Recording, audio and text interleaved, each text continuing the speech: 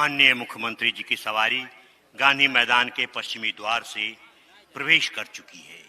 माननीय मुख्यमंत्री महोदय अब खुली जीप पर सवार होकर परेड का निरीक्षण करने जा रहे हैं। साथ में हैं पुलिस महानिदेशक बिहार और परेड कमांडर सुश्री दीक्षा। जीप ड्राइव कर रहे हैं HQRT के ASI मनोज कुमार सिंह। हिंदुस्तान वतन है ऐसा जो कोई ना छोड़ पाए, रिश्ता हमारा इससे है ऐसा जो कोई तोड़ ना पाए। दिल होंगे कई पर जान एक है हमारी, हिंदुस्तान हमारा है और इसकी ये शान है हमारी। माननीय मुख्यमंत्री महोदय की सवारी धीरे धीरे आगे बढ़ती हुई सामने खड़ी टुकड़ियों का निरीक्षण करने हेतु माननीय मुख्यमंत्री बिहार श्री नीतीश कुमार जी बिहार की जनता को संबोधित करेंगे। प्रिय बिहार वासियों, 78वें स्वतंत्रता दिवस के पावन अवसर पर मैं समस्त बिहार वासियों को हार्दिक बधाई देता हूं। आज का दिन हम सभी भारतवासियों के लिए गौरव का दिन है। राष्ट्रभक्तों के साहस, त्याग एवं बलिदान के फलस्वरूप 15 अगस्त 1947 को हमारा देश आजाद हुआ। आज के दिन हम उन स्वतंत्र सेनानियों को श्रद्धा सुमन अर्पित करते हैं जिन्होंने आजादी की लड़ाई में अपने प्राणों की आहुति दी। उनके उच्च आदर्श मैं उन वीर जवानों को भी नमन करता हूं जो बहादुरी से देश की सरहदों की सुरक्षा कर रहे हैं। उनके बलिदान को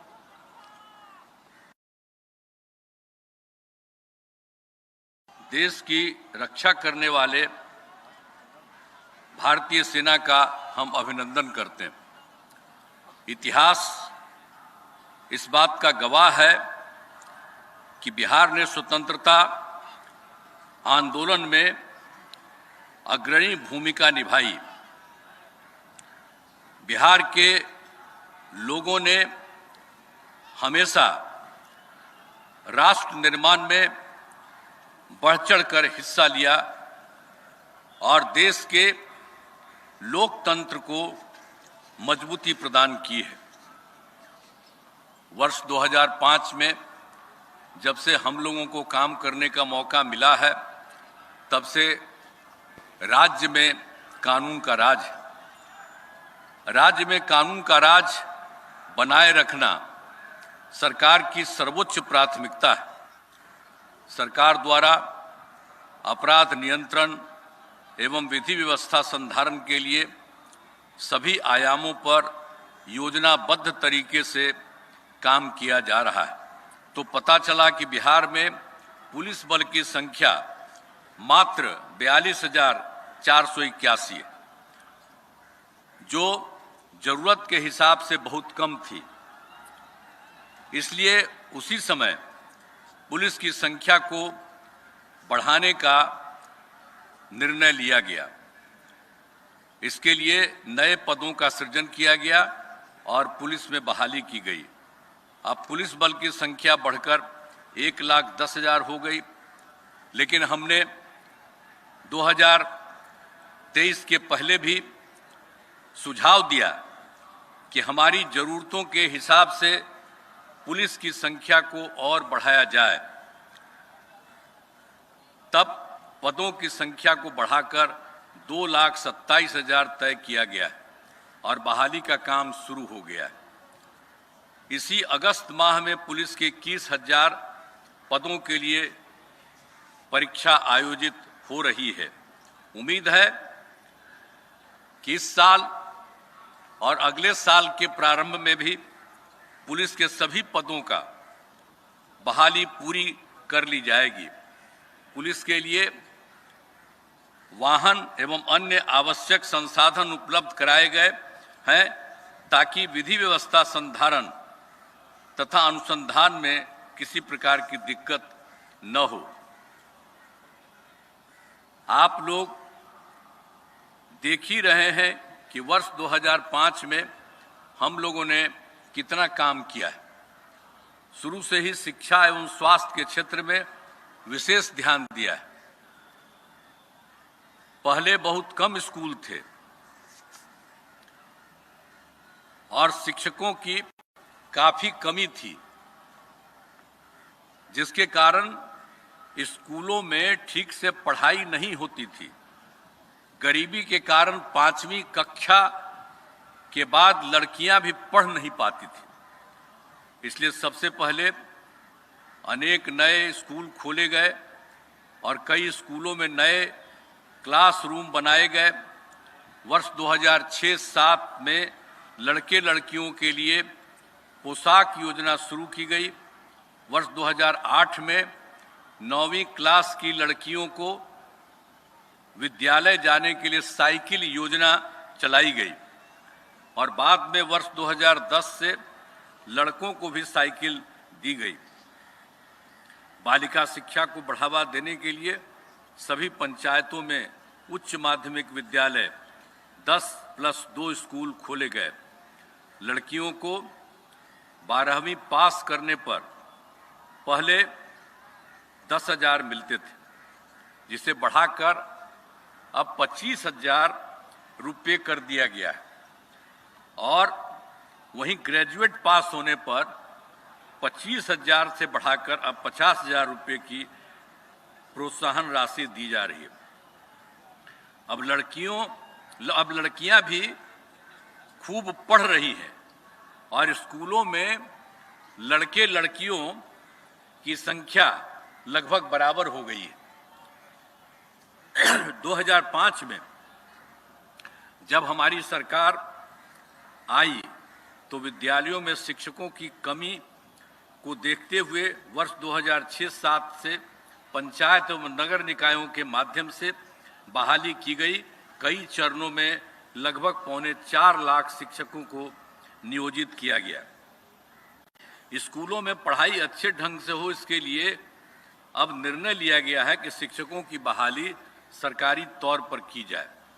वर्ष 2023 में बिहार लोक सेवा आयोग द्वारा 2,20,000 सरकारी शिक्षकों की नियुक्ति की गई है। शेष पदों पर भी बहाली की जा रही है। नियोजित शिक्षक भी हमेशा चाहते थे कि उन्हें सरकारी शिक्षक बनाया जाए। इसे देखते हुए इन शिक्षकों को सक्षमता परीक्षा के माध्यम से सरकारी शिक्षक बनने के अवसर दिए जा रहे हैं।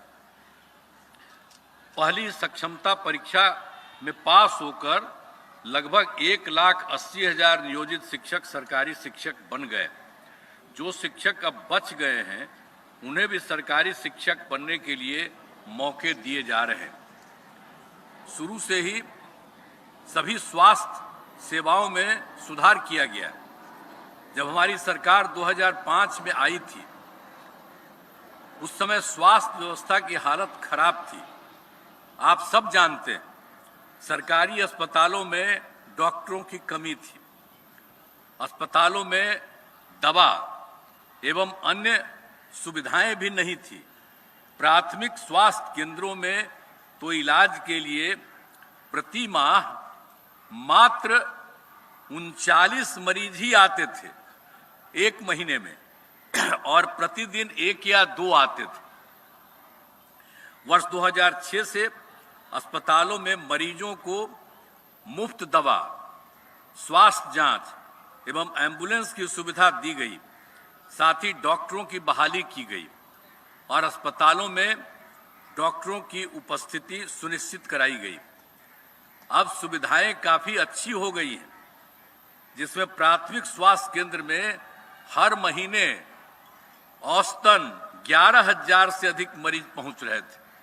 तो जब हम लोगों को मौका मिला था तो उस समय कितना था सब लोग जानते थे, 29 मरीज एक महीना में।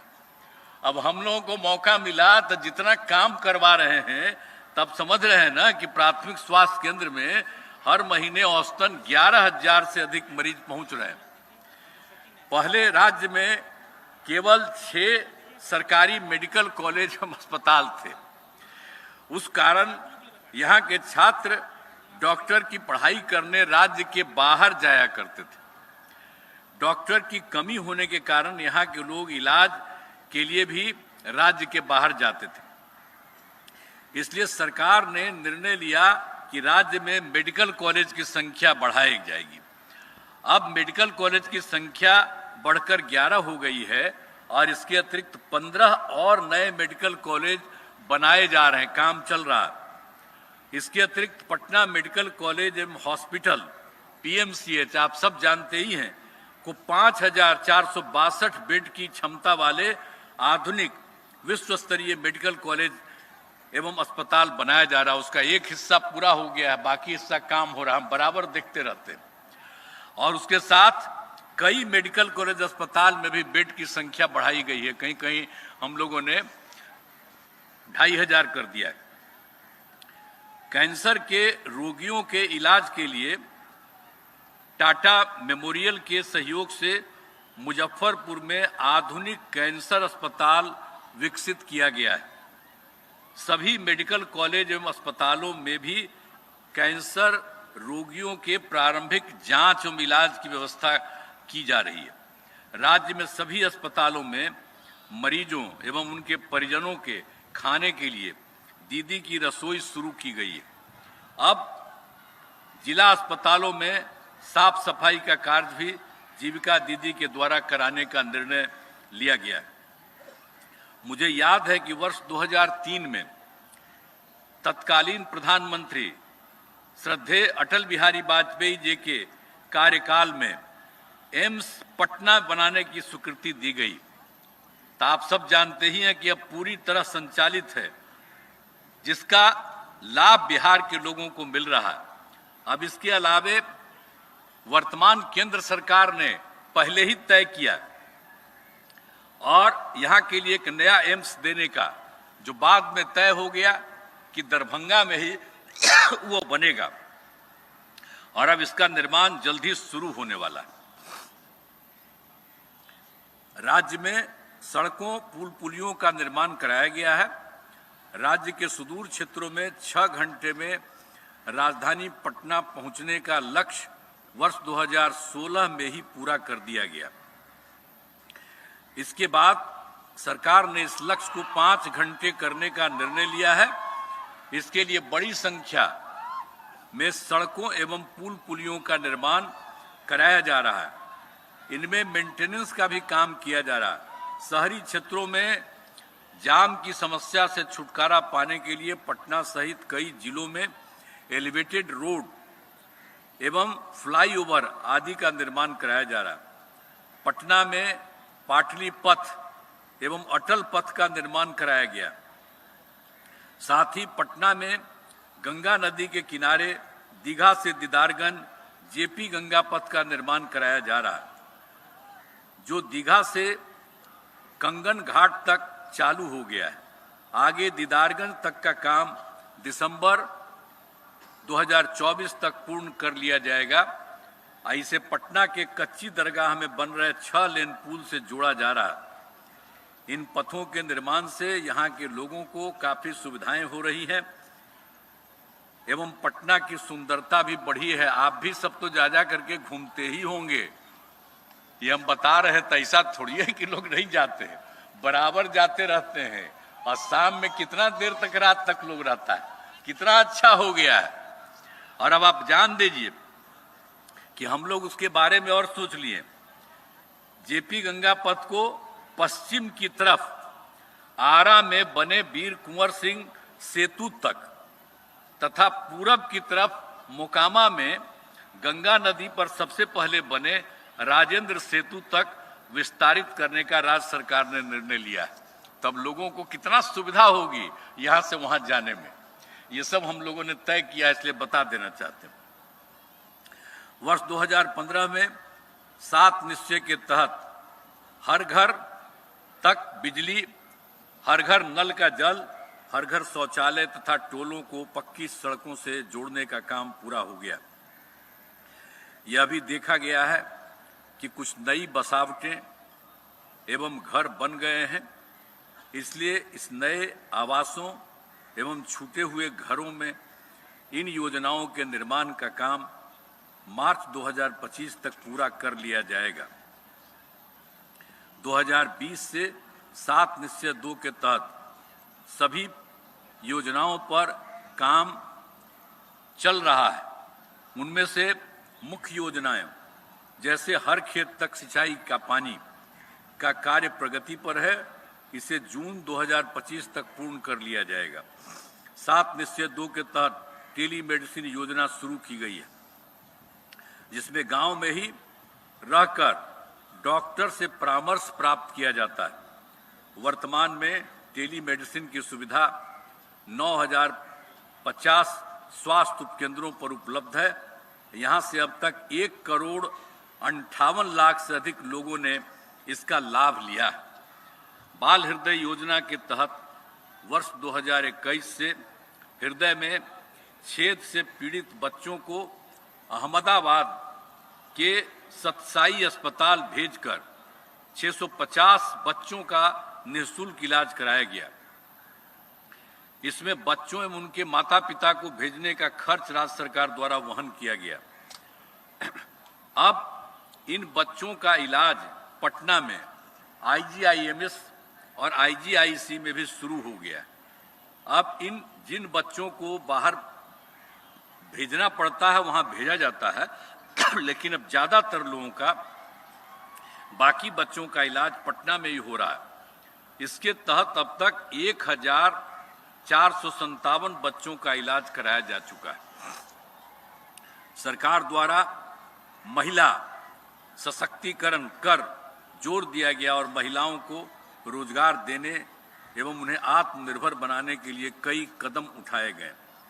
महिलाओं के लिए वर्ष 2006 में पंचायती राज संस्थाओं एवं वर्ष 2007 में नगर निकायों में 50% आरक्षण से सुरक्षा दी गई। अब तक पंचायतों और नगर निकायों में 4 चुनाव हो चुके हैं, जिनमें महिलाओं की भागीदारी 50% से कुछ और अधिक भी हो गई है। वर्ष 2013 में पुलिस में महिलाओं के लिए 35% आरक्षण का प्रावधान किया और अब बिहार पुलिस में महिलाओं की संख्या लगभग 30,000 है। इसमें पुलिस में महिलाओं की भागीदारी पूरे देश में सबसे अधिक है। वर्ष 2016 से महिलाओं को सभी सरकारी नौकरियों में 35% आरक्षण दिया जा रहा है। पहले बिहार में स्वयं सहायता समूह की संख्या बहुत कम थी। हमने वर्ष 2006 में विश्व बैंक से कर्ज लेकर राज्य में स्वयं सहायता समूह का गठन किया और उसमें महिलाओं को जीविका का नाम दिया। अब स्वयं सहायता समूह की संख्या 10,51,000 हो गई है। इसमें जीविका दीदियों की संख्या 1,31,00,000 हो गई है। और अब इसी तर्ज पर शहरी क्षेत्रों में भी स्वयं सहायता समूह का गठन शुरू करा दिया गया है।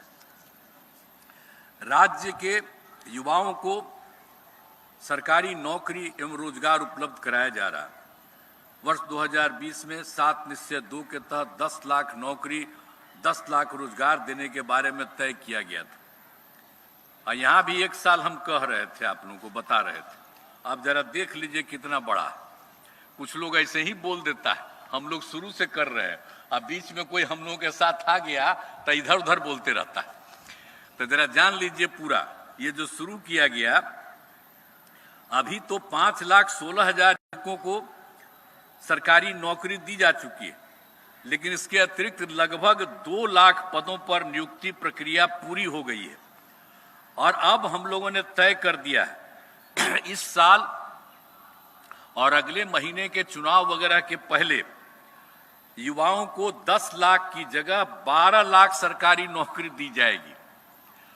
जब हम लोग 22 में कह दिए थे 10 लाख का पहले से तय किया था, अब आप जान लीजिए कि अब उतना संख्या बढ़ रहा है कि अब 10 लाख से बढ़ करके 12 लाख हो जाएगा। लेकिन आप जानते हैं कि हम लोग रोजगार के बारे में भी 10 लाख कहे थे, लेकिन अब रोजगार की बात है। पिछले 4 वर्षों में विभिन्न क्षेत्रों में तो हम लोग तो 10 लाख का कहे थे, लेकिन विभिन्न क्षेत्रों में 24 लाख लोगों की रोजगार दे दिया गया है। तथा इस साल और अगले साल के चुनाव के पहले 10 लाख और लोगों को रोजगार देने का लक्ष्य है।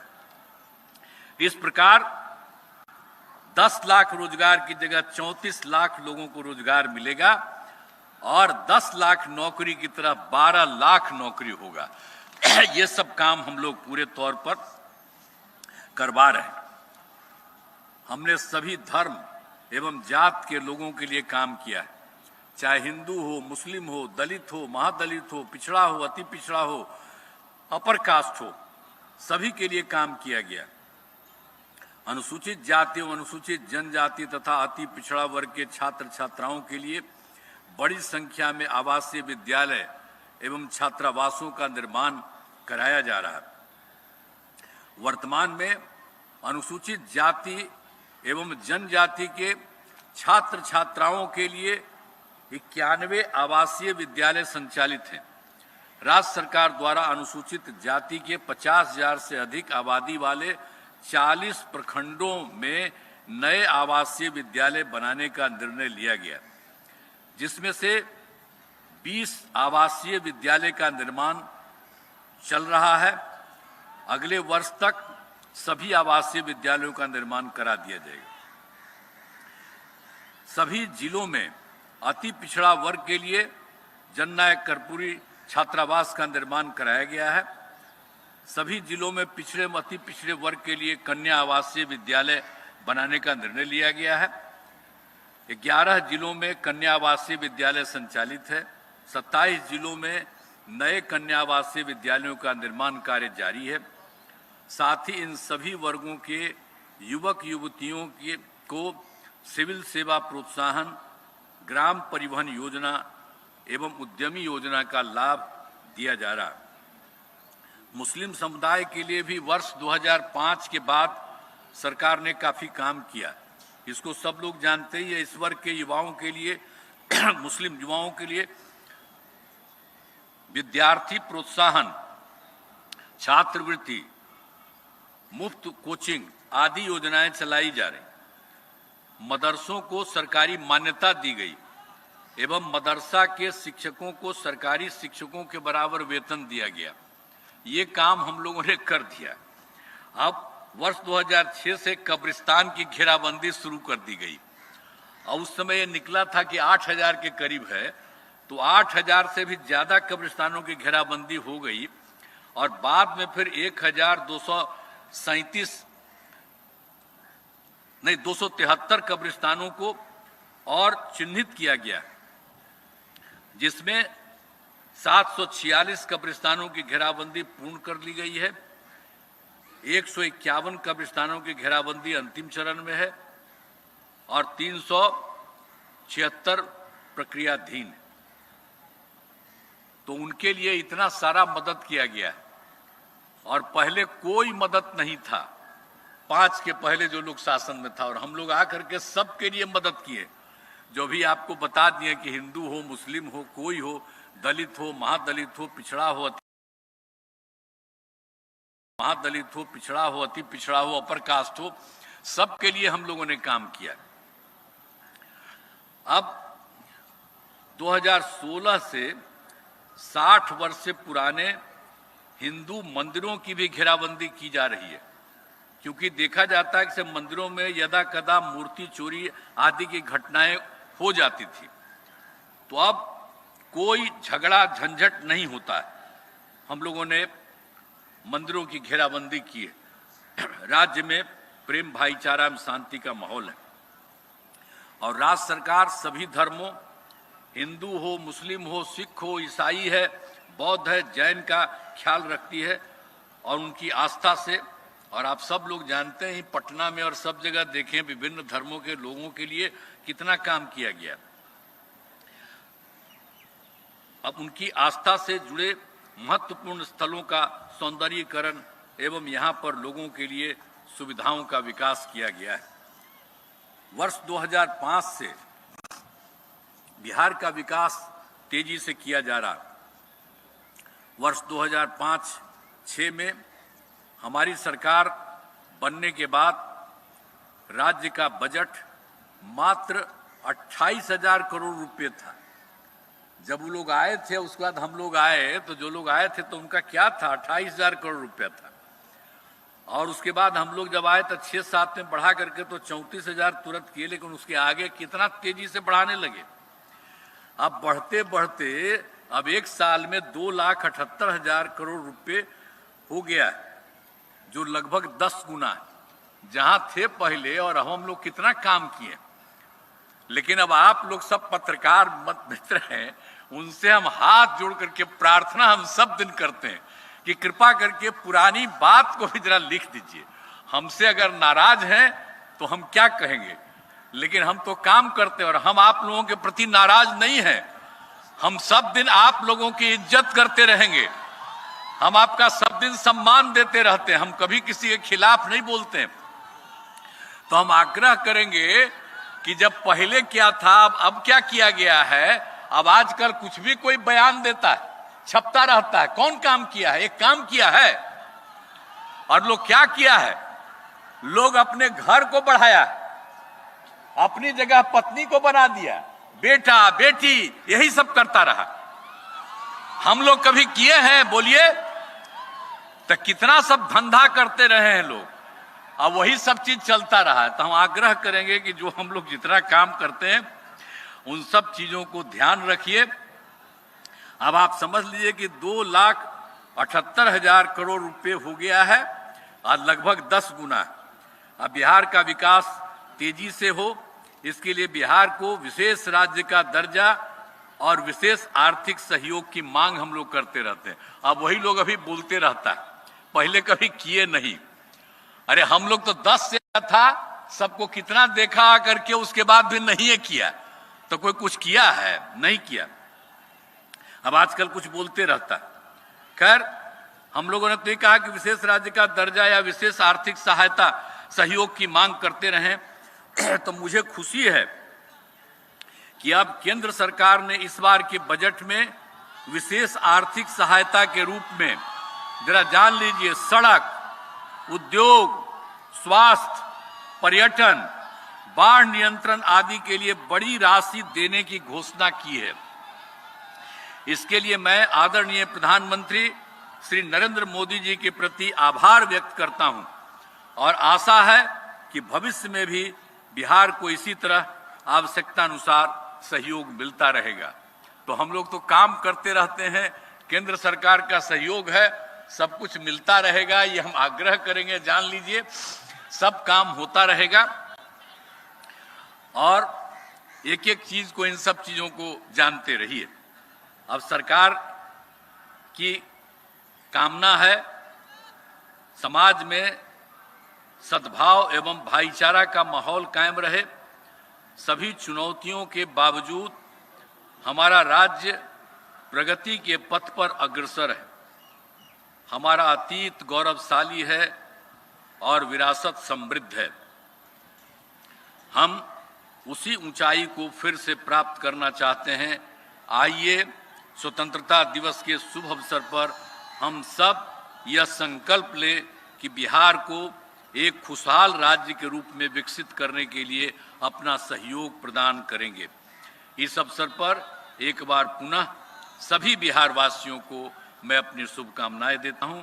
जय हिंद, जय हिंद, जय हिंद।